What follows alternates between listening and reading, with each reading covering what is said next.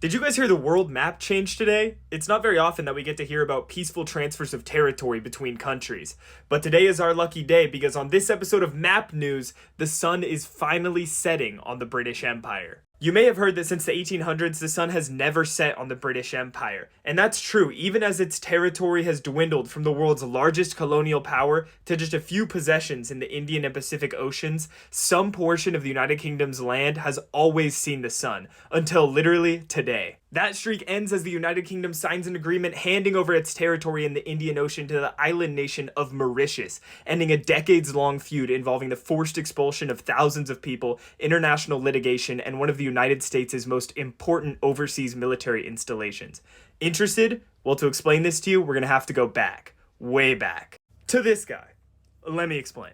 Yes, that is a dodo bird, the famously flightless extinct bird from the island of Mauritius. And if you know anything about the dodo, you know that it went extinct partially because it had no natural fear of humans. And that's because this region of the world was one of the last to ever be permanently settled by people. The island of Mauritius and the Chagos Islands, which would become the British Indian Ocean Territory, were known to South Asian and Arab explorers since at least the 10th century. However, it had no permanent population until the 1600s, when the Portuguese, Dutch, French, and lastly British empires tried to settle the islands, bringing monkeys, sugar, and most importantly, enslaved people from Africa, transforming the islands from a wilderness paradise to a hotly contested strategic base in the Indian Ocean, setting the stage for a 400-year-long story culminating in our current geopolitical situation, as well as the unfortunate extinction of our friend the dodo. After long periods of Dutch and French rule and the steady growth in population thanks to the mass importation of enslaved people, the British Empire won the islands from the French in 1814, administering Mauritius and the Chagos Islands together as the colony of Mauritius all the way up until 1965.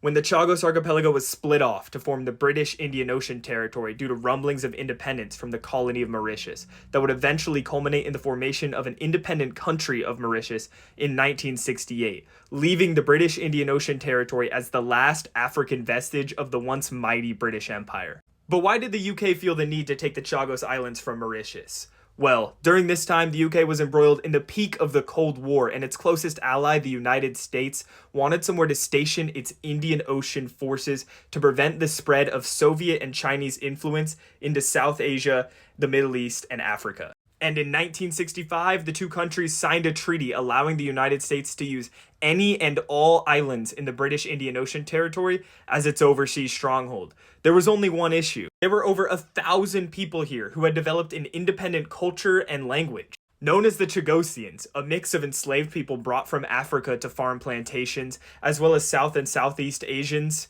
these people had a strong connection to the land as they had existed there for centuries at this point.